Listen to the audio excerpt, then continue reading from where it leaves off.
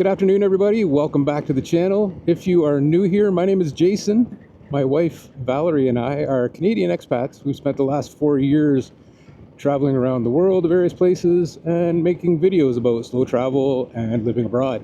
Also tend to occasionally make a video reviewing some type of tech. Usually that tech will be something that fits our lifestyle, obviously, and that means something that you can take when you travel. And for us, since we're motorcycle enthusiasts, it also means something that could be used on a motorcycle. So what I've got for you today is a GPS infotainment system brought to you by a company called AOOCCI, AOOCCI. They tell me it's pronounced AOOCCI, just by the letters. This is the AOOCCI U7. It is a 7-inch tablet. It is Apple CarPlay and Android Auto compatible. As well, it has its own a separate GPS antenna, so it can work completely separate from your phone. I've had the unit on my bike here for about 3 weeks. I have it installed on my 2023 Honda ADV 160. Now, it comes with a U-clamp style ram mount, so it can be mounted on pretty much any application, handlebars, accessory rack, wherever you want to kind of put it. I think it pretty much adapts to any bike. So it doesn't have to be just a motorcycle, it doesn't have to be an adventure bike. You can put this thing on anything. This particular model has front and rear cameras, and I also have the optional TPMS sensors installed on the front and rear wheel so I can keep track of tire pressure and temperature real time. We are currently in the city of Kuala Lumpur in Malaysia, so those are some of the sights and sounds you might see on this little trip as I take you for a tour around and talk to you about this unit.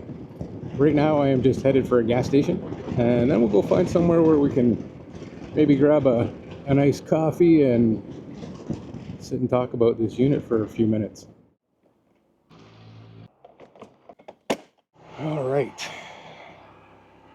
gassed up. Let's go find a spot where we can sit and chat a little. Now we've been here in Malaysia for just coming up on 6 months. It's actually coming up at the end of our stay here. So we bought this bike. Rather than renting, we found it more cost effective just to buy one, and then we're selling it here at the end of our time here. These units are portable enough. They're easy enough to click on and off. You don't have to install the cameras. You can just install the main unit if you want. And really, it's only a couple of bolts. So that's where I talk about the portability and the practicality to be able to travel with these units. You can take it with you, rent a bike for a week, a couple days, whatever you want, and it'll only take you 10 minutes to connect it to the bike. So it's a very practical item. Like I say, we only try to review things that we can use on our travels and stuff. As you know, most people who travel full-time are pretty light, so you got to be kind of selective about the things that you choose to bring with you. But these GPS units can really be portable. A lot of people don't necessarily like to take their expensive iPhone or Android phone, $1,500 phone, and connect it to the handlebars of some little rental scooter or motorbike or whatever. There's concerns about that, whether it's going to get broken, stolen, shaken, and damaged, whatever. These units are really affordable. I mean, this unit from AOOCCI, the U7, is right now they actually have it on sale for $269, and I mean that's a lot less than your expensive phone. Now, if you go to their website, you'll find that they have an array of different units available, and they range from anywhere around that $267 up to, I guess, around $700. I guess is probably about the most expensive one I saw. And they have varying, features, blind spot detection and tire pressure monitoring, cameras, things like that. But if you head over to their website, you can take a look and see what they have to offer. If you are actually interested in purchasing one of these type of units, they were good enough to offer our viewers a discount code. So if you wanted to purchase one, if you go over to their website, you put in the code Wattstraveling22 at the time of checkout, and you'll save 22% on your purchase.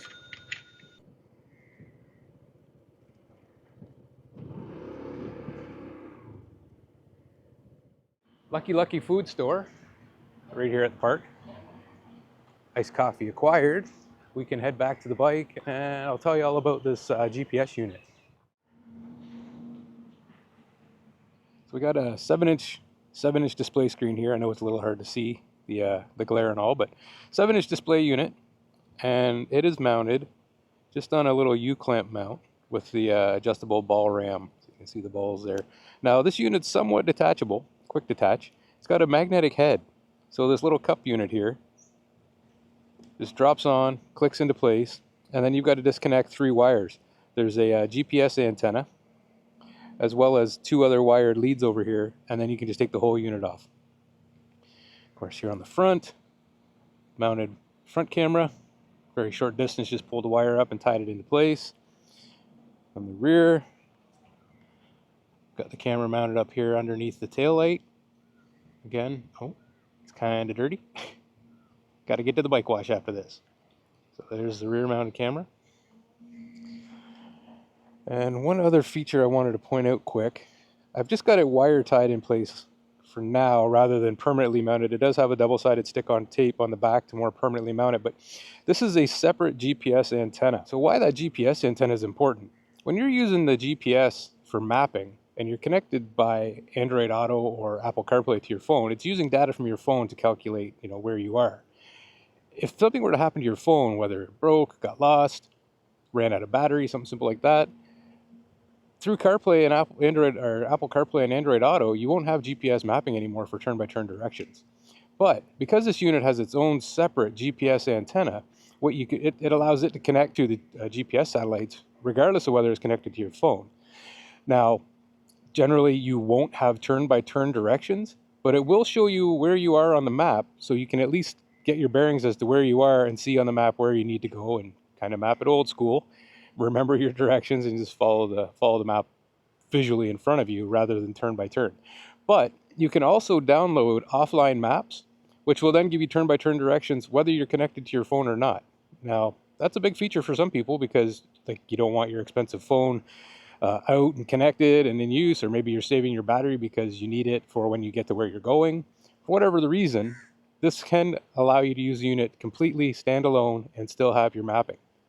The U7 comes with this handlebar bike mountable remote. This top button captures a photo. Press that, you can see it says the picture capturing is completed. What it does is it captures a photo on the front and rear camera, one of each. This middle button is for answering and canceling phone calls. And then the bottom button here is for changing your screens. So right now we are connected to Android Auto, so it's showing Google Maps. If I press that button, you can see here we are at our home screen. And on the home screen, you've got access to music, shows your direction and speed. CarLink is how you connect to your Android Auto if you wanted to connect manually. This shows our tire pressures, and front and rear, front and back, according to that, and then our camera recording. So something unique about this unit as well, it is set up to run Android 14, the operating system. So again, it's a complete standalone unit, just like a cell phone. You can go into here, you can swipe over, and you've got all the links to the different things that you would use on your phone. So what that allows you to do is access things like the Google Store. When you go to the Google Store, you can download apps that you want to use on your tablet that may not be available through Apple CarPlay or Android Auto. So that's a very unique feature. Again, it gives it more flexibility. For example, I've downloaded Calimoto. Calimoto is a very popular motorcycle mapping app, GPS map, that isn't compatible with Android Auto. So under most circumstances, most tablets you try and use, you actually can't use Calimoto because it doesn't work through Android Auto. But because this one is a standalone system and it works on its own, just like a cell phone, you can download that stuff. Now, the unit itself doesn't have access to the internet. It's not like LTE compatible. But what you can do is you just hotspot it to your phone or hotspot it to your home Wi-Fi, and that allows you to access the internet to get what you need. So going through some of the features here, we're on our home screen. If you press that mode button that I pointed out one time, it takes you to the screen that shows your motorcycle, shows your tire pressures, shows your tire pressure on your front, tire pressure on your rear, as well as the tire temperatures. So I find this information invaluable when you're traveling. It makes it so simple to just hop on your bike and go. You don't have to be taking off the caps and checking the pressures every day before you go. If you see that it's low, you know right away you need to stop and top up the air pressure or whatever. Or if you see it getting lower, you know you got to check your tires, maybe you got a leak.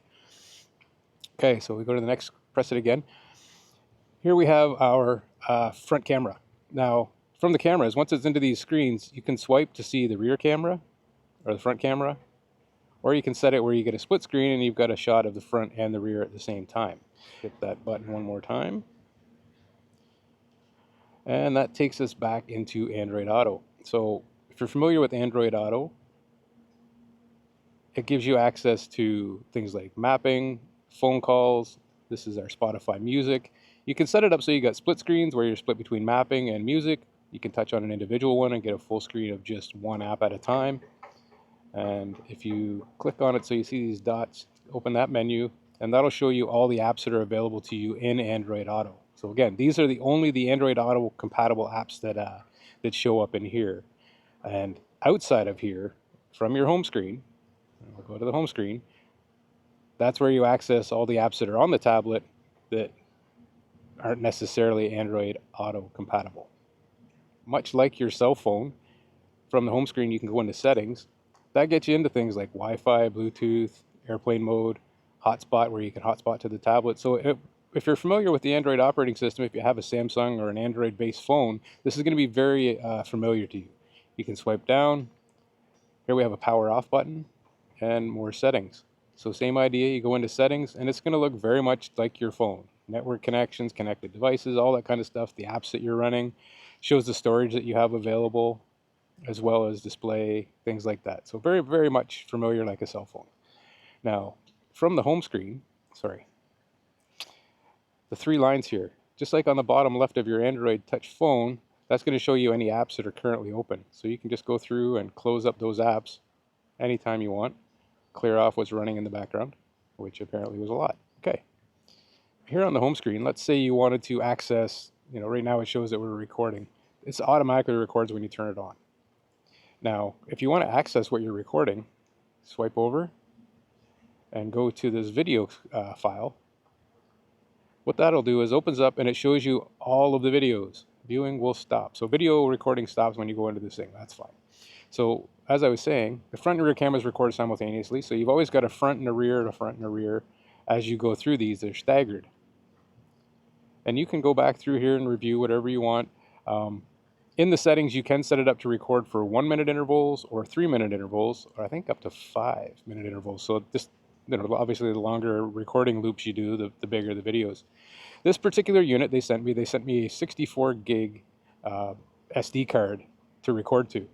This is compatible with up to a 256 gig card if you want a larger storage space. Now, it's called loop video, so what it does is when it gets a card filled, it automatically goes back and overwrites the oldest videos. So you don't have to have a huge card in it unless you want to have access to a lot longer collection of footage. Okay, the TMPS, or it's TPMS actually, it's a tire pressure monitoring system. And here you can set it between bar and PSI and change your temperature units between Celsius and Fahrenheit. Now, something unique to this, I found that you can use a two-wheeled vehicle type, three-wheeled, and four-wheeled. So you can actually use this with multi-wheel devices, whether you have a motorcycle, an ATV of some type, or an all-terrain vehicle, and still be able to have tire pressure monitoring. One thing that I will point out about this particular unit, like I said, it's somewhat detachable. You can just lift it off the unit, and you only have to disconnect this connection, and this small GPS antenna connection, and then the unit itself just pops right off. Now, that being said, like I showed you here in the settings, in these settings when you swipe down, you've got this power button. You can use that to power down this unit. The way this is set up right now on my bike, I have it connected directly to the battery. And what that means is that it's powered all the time. So when I power it down, I use this button and it gives you the option of powering off, restarting, or taking a screenshot. Because it is constantly powered, you have to remember to shut it off. The problem that I found, there are no physical buttons anywhere on this unit, which means when you want to start it back up, you can't just turn it on. I asked the company about this, and what they told me is that yes, at this point in time, there is no physical way to turn it on. What you have to do is unplug the power wire and then plug it back in. So cycle that power and it'll start right back up. Now, they have said that, you know, in the meantime, some people, what they'll do is they'll splice a switch into the power wire or something like that so that you can click it on and off. But obviously, I have only set this up temporarily on this bike because we're not keeping it forever. And I didn't want to go through the trouble of figuring out what all the wires were and how to wire it directly to the ignition. But what you can do is hook it up to an ignition wire rather than direct to the battery. And that way it comes on and off when the power comes on and off with the bike. Just like a car radio in your car. You turn the key on, the accessory power comes on, you can wire it up that way, and then you don't have this problem at all. This was just something that I encountered because of the way that I set it up. And for me, it hasn't been that big of an issue because usually at the end of each day, I disconnect it, I take it off, I put it in a little case I have, and I take it into my apartment with me just to keep it, you know, nice and safe and things like that. This little button, right now, you can see there's this tiny little button lightly on here. It's actually movable. You can put that wherever you want on the screen and leave it. I just kind of leave it up here out of the way. That's just a shortcut. You press on it and it gives you access to the volume, brightness, and to a home screen. So you hit on the brightness, you can see here I've got it set to 100% brightness. You can turn that to wherever you want. So if we go into our display settings, you can see here, display. We've got brightness level, and it does have the adaptive brightness. I have it turned off right now, but you can turn that on, and it'll automatically dim and brighten the screen depending on the environment that you're in. Now, I found that at 100% brightness, it's just bright enough that I'm comfortable with it. So because I don't want it to turn itself down while I'm riding during the day, what I've done is I've set it to adaptive brightness off, and I just keep it on 100%. I don't drive a lot at night, and if I do, it's not that bright that it's obtrusive, but it only takes a second if you use the shortcut to just knock it down to, you know, 50 or 60% while you're driving in a darker environment, and then back to 100%. The unit is IP67 rated for dust and waterproofness. Water repellency, it is waterproof. I have had the unfortunate opportunity to get to test that out, and no problems whatsoever. AOOCCI sent us this unit, and I've had it on the bike for about 3 weeks, and here's my conclusions, I guess. As far as brightness, like I mentioned in the display section, I like to keep it on 100% brightness during the day. It's 800 nits of brightness, which I find to be just enough. So it's just adequate for the daytime use. It would be nice to see it be a little bit brighter, but I've never had any real occasion where I couldn't see it or make out what was on the screen. So there's that. That aside, everything else that I can think of about the unit has been great. The cameras work just as you would expect for 1080p resolution cameras on a unit at this price point. They work in low lighting. I haven't, again, done a lot of night driving, but even just in our parking garage and things like that in the evening when it's dim, you can still see nice and clearly through them. You can see, you know, they're bright enough. I don't know what people expect from a night vision camera, but these ones do seem to be fairly decent. Haven't had any issues with it overheating, and it's been in the rain. Haven't had any problems because of that. I do find this mounting system on these ram balls to be a little bit flexy, a little bit jiggly. So when you're going over bumps and that, it does tend to wobble around and shake. But I don't know that there's much you can do to avoid that on this type of mount. So it's just something you have to accept. I've said it in previous videos.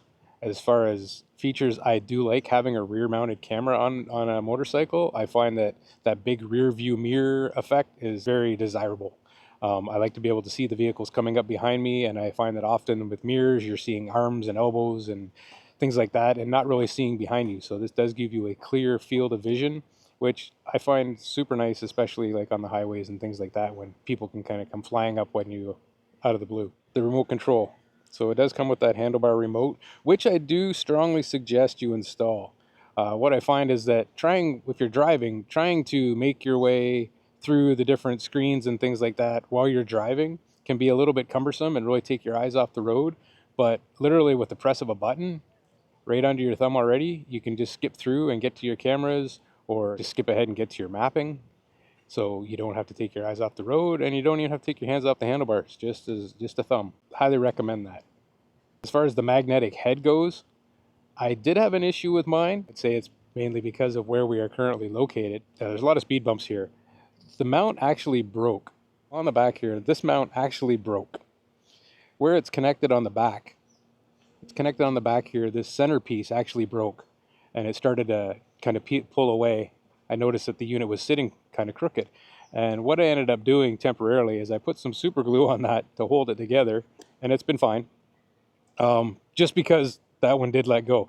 I communicated that to AOOCCI, and they've immediately sent me out a replacement mount. It's being shipped to me right now. I don't have it available for me in this video, but I wanted to super glue this one and get it back into action just so that it didn't stop me from continuing to use this unit and review it. So maybe, I don't know if this is any kind of ongoing issue or if they have multiple failures in that department, but it's something to be aware of. And it's also something that maybe they could improve in the future by replacing that with a sturdier unit, something made out of metal maybe. Then you wouldn't have to worry about that type of problem. But again, it may be isolated just to my particular situation. Like I say, there's a lot of roads here in Malaysia that have a lot of speed bumps, and coming down the highway, some of those speed bumps can be pretty violent. So that's going to do it for my review of the AOOCCI U7. If you are in the market to buy a unit of this type for your motorcycle, I do recommend this unit. It offers a lot of features for the price point. As a matter of fact, I don't know if you can get a better unit for that price point. The standalone GPS, the Android 14 that allows you to run Play Store and multiple apps, really makes it stand out from some of the other units that I've tested.